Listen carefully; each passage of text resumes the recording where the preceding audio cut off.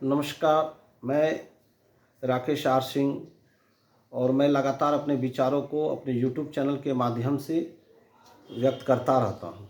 और जो भी मुझे लगता है कि वर्तमान की ज्वलंत जो घटनाएँ हैं, जो भी ज्वलंत जो इश्यू है या जो भी घटनाक्रम घट रही है बिहार लेवल पे, इन भारत के लेवल पे, नेशनल, स्टेट लेवल पे, जो भी है मैं बातें करने का कोशिश मैं आपसे बात करता हूँ कि अपना व्यू रखूँ, अपने विचारों को रखूँ। आप इस मेरे विचारों से सहमत हो सकते हैं या असहमत भी रह सकते हैं, ये आपकी मर्ज़ी, लोकतांत्रिक अधिकार है।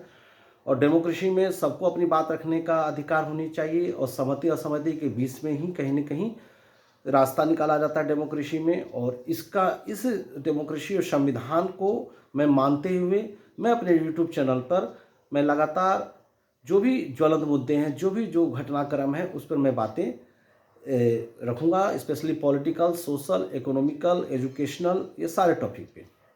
तो वर्तमान में आज का जो मेरा टॉपिक है, जो भी टॉपिक है, बिहार में शिक्षक की बहाली हुई है और बिहार में शिक्षकों की कार्यप्रणाली को लेकर, शिक्षकों को लेकर, स्कूल की टाइमिंग को लेकर, कई चीज़ों को लेकर लगातार बिहार का शिक्षा विभाग आदेश निकालता रहा है।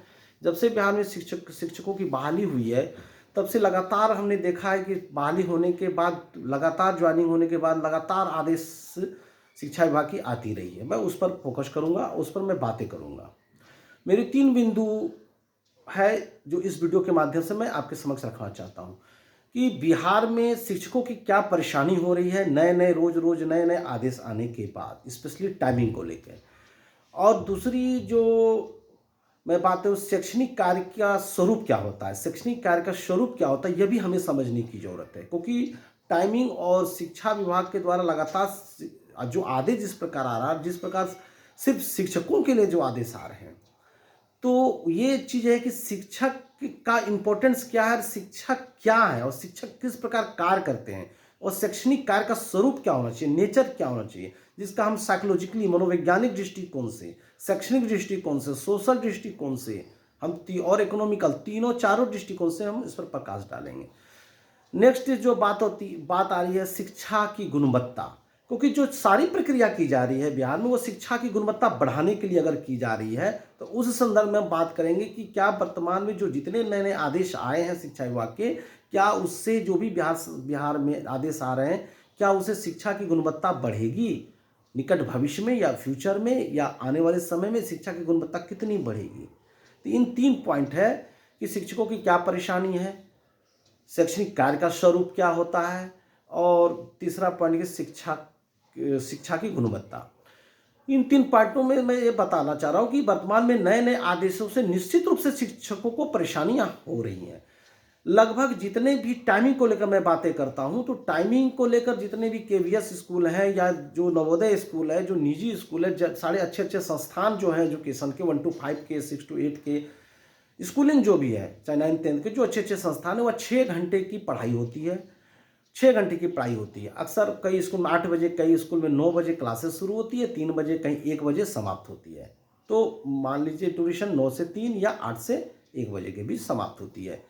तो कहीं न कहीं ये एक लॉजिकली बात हम जो करते हैं कि कहीं न कहीं ये जो टाइमिंग रखा गया अच्छे अच्छे संस्थानों का, जिसका नाम है, जिससे पढ़ने वाले बच्चे अलग अलग क्षेत्र में, अलग अलग फील्ड में बड़े बड़े जॉब कर रहे हैं, बड़े बड़े हायर एजुकेशन में आ रहे हैं, एमबीए में आ रहे हैं, प्रोफेशनल में आ रहे हैं, मेडिकल में आ रहे हैं, आईआईटी में आ रहे हैं, सारे जगह पर जो आ रहे हैं वर्तमान में बच्चे, उन स्कूलों का टाइमिंग अगर मान लीजिए कि 6 घंटा है, तो पढ़ाई की टाइमिंग है। यहाँ पर मिशन दक्ष के तहत एक अच्छी पहल है। मिशन दक्ष, मैं नो डाउट, मैं बहुत सपोर्ट कर रहा हूँ। मिशन दक्ष के तहत कमजोर बच्चे को आप अलग से एक्स्ट्रा क्लासेस दे रहे हैं, ये बहुत ही अच्छी पहल है, लेकिन उसके लिए अलग से टाइमिंग बढ़ा दिया गया। मान लीजिए 3:30 की जगह 5 कर दिया गया, 5 बजे तक कर दिया गया। तो समझने की ज़रूरत है। और बाकी स्कूलों में एक चीज़ और होती है, निजी स्कूलों में या नवोदय में या केवीएस जो सरकारी स्कूल है, इन स्कूलों में एक चीज़ और होती है कि जैसे कि मॉर्निंग आवर में अगर जाड़े का मौसम है तो थोड़ा लेट सुबह स्टार्ट हुआ, और अगर गर्मी का मौसम है तो 7:30 बजे भी शुरू कर दिया जाता है। तो उधर टाइमिंग पीछे घटा देते, यानी अगर आगे की टाइमिंग, शुरुआत की टाइमिंग घटाई बढ़ाई जाती है, तो पीछे की भी टाइमिंग घटाई बढ़ाई जाती है। वर्तमान में जो बिहार में शिक्षकों की बहाली के बाद जो नई टाइमिंग आई है, वह जो नई टाइमिंग आई है, शुरुआत में 9 बजे कर दिया गया, 9:30 से 9 कर दिया गया, और लास्ट टाइमिंग को क्या कर दिया गया, 4 बजे से बढ़ा के 5 बजे, मैंने शुरुआत में भी बढ़ा दिया गया, लास्ट में भी बढ़ा दिया गया।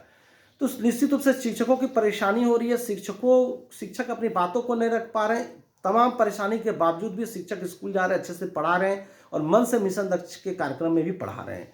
लेकिन कहीं ना शिक्षा विभाग को सोचना होगा कि एक थकाऊ जो रूटीन होती है शिक्षक की, और निश्चित रूप से मानसिक रूप से वो थक जाएंगे, तो महीना 2 महीना 3 महीना के बाद क्या वही गुणवत्ता के साथ वो पढ़ा पाएंगे?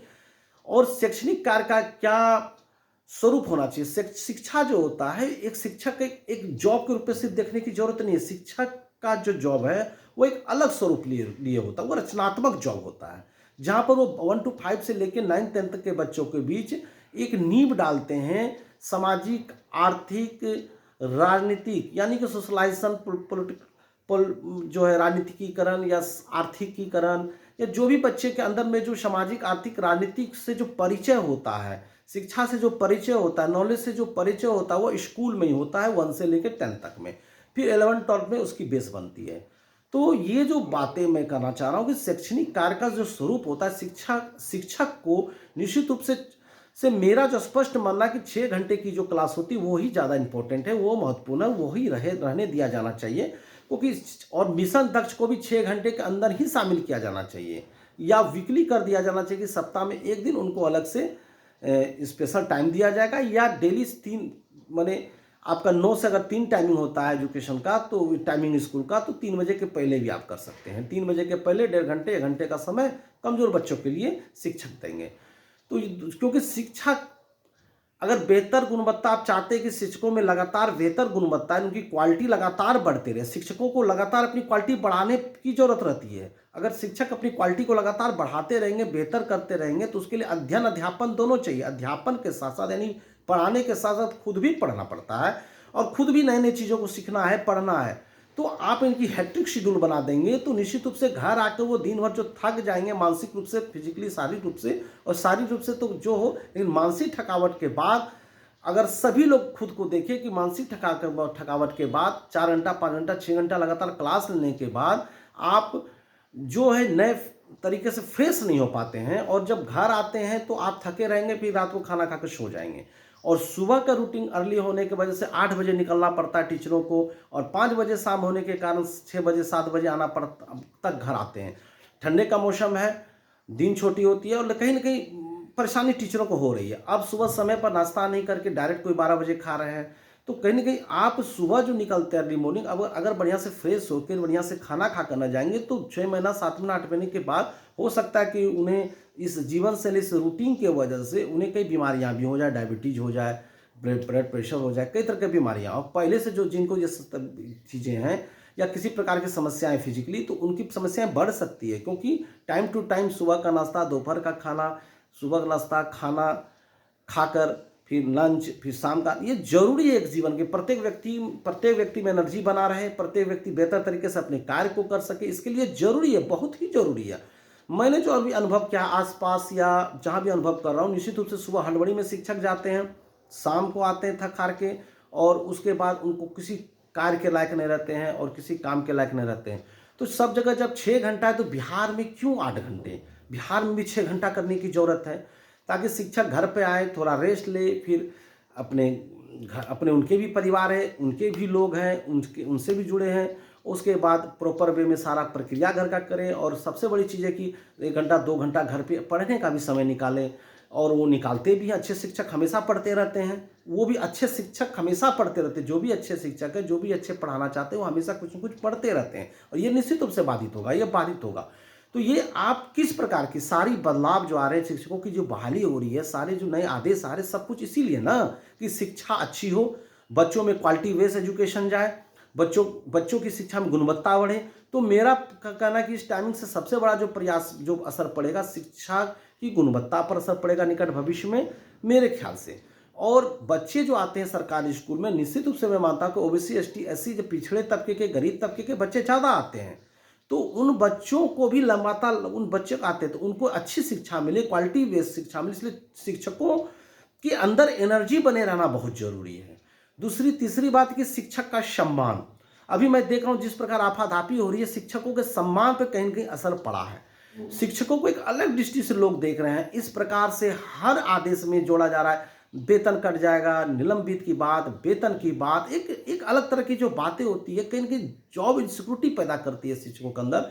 और वो जॉब तो कर रहे हैं, सुबह से शाम अपना समय दे रहे हैं, सारा चीज़ कर रहे हैं, प्रक्रिया कर रहे हैं, लेकिन इस इनसिक्योरिटी के कारण एक अनावश्यक दबाव उन पे पड़ेगा।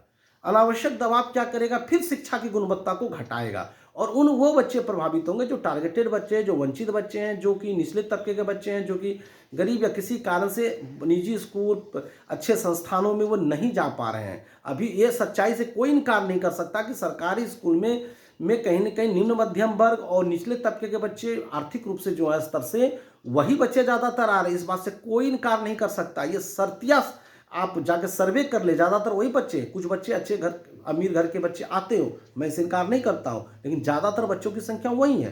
तो शिक्षा की गुणवत्ता के से बड़े शिक्षकों का जो सम्मान होना चाहिए, जो शिक्षकों की का हेक्टिक शेड्यूल नहीं होना चाहिए, शिक्षकों को कहीं न कहीं एक जॉब इनसिक्योरिटी नहीं रहनी चाहिए। और उनको, वो भी आदमी है, वो भी जीव है, वो भी एक मनुष्य हैं और डेली रूटीन उनको करना, डेली रूटीन में एक दो कुछ आगे पीछे 10 मिनट 5 मिनट आगे पीछे अगर हो गया कभी, तो उस प्रकार से उनके साथ बिहेव अगर आप करते तो डर का माहौल में निश्चित रूप से अनावश्यक दबाव निश्चित रूप से बेहतर कार्य क्षमता को जन्म नहीं देता है, बेटर क्वालिटी को जन्म नहीं देता है और इसका लॉन्ग टर्म में, निकट भविष्य में लाभ कहीं ना कहीं नुकसान होगा। एक बात मैंने कहना चाहता हूँ। दूसरी बात क्या है कि बच्चों के दृष्टिकोण से भी देखें तो बच्चे 9 बजे स्कूल जाने के लिए 8 बजे तैयार होंगे, तो सुबह का भी रूटीन बाधित, खासकर ठंडे दिनों में।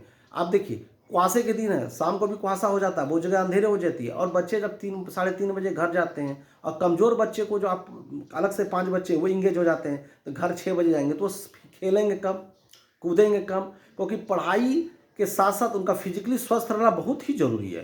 क्योंकि एक कहा जाता है कि स्वस्थ शरीर में ही स्वस्थ दिमाग बसता है और हेल्थ इज वेल्थ, यानी हेल्थ जब बेहतर रहती है तो अच्छी पढ़ाई होती है। और बच्चों के, ग्रामीण बच्चों के हेल्थ काफ़ी जरूरी अच्छे होने, ताकि वे खेलेंगे, शारीरिक रूप से मजबूत होंगे तो ज़्यादा दिमाग उनका ब्रॉड होगा, दिमाग मजबूत होगा और अच्छा से शिक्षा ग्रहण कर पाएंगे। तो इन बातों पर ध्यान देने की ज़रूरत है कहीं न कहीं कि ये टाइमिंग शिक्षकों के लिए और बच्चों के लिए, दोनों के लिए इतना बड़ा टाइमिंग हेक्टिक शेड्यूल कहीं के लॉजिकल नहीं है। आप गौर करिए, लॉजिकल नहीं है। अगर ऐसा लॉजिकल रहता तो भाई निजी स्कूल, सारे केंद्रीय विद्यालय जो हैं वो भी सरकारी हैं, केवीएस जो है और नवोदय के हैं, डीएवी स्कूल है, कई ऐसे स्कूल हैं और जो अच्छे स्कूल हैं, मिशनरी संस्थाएं, प्लस विवेकानंद के कि जो बहुत सारे उनके नाम पर जो स्कूलें चल रहे हैं वो भी स्कूल है, जिसको रामकृष्ण मिशन हम लोग कहते हैं। तो वहाँ पर क्यों टाइमिंग चेंज? तो टाइमिंग सबका एक कर दीजिए। सारे स्कूलों का टाइमिंग चेंज होना चाहिए। बिहार के अंदर सारे स्कूलों का टाइमिंग आपको 9 बजे से 5 बजे तक कर देता है, सही बच्चे को एक धरातल मिले। तो कहीं न कहीं टाइमिंग को लेकर इशू है, शिक्षकों को परेशानी, जॉब इनसिक्योरिटी है और कहीं न कहीं अनावश्यक दबाव। मैं इन बातों पर सरकार का ध्यान देना चाहता हूँ। आदरणीय मुख्यमंत्री हमारे नीतीश कुमार जी ने बिहार के लिए बहुत कुछ किया और अच्छा कर भी रहे हैं। और के पाठक जी का भी मैं बात करता हूँ, वो अच्छा कर रहे हैं। उनके एक इच्छा शक्ति का ही नतीजा था, कितनी बड़ी बहाली हुई और टाइमिंग पर स्कूल हो रही है।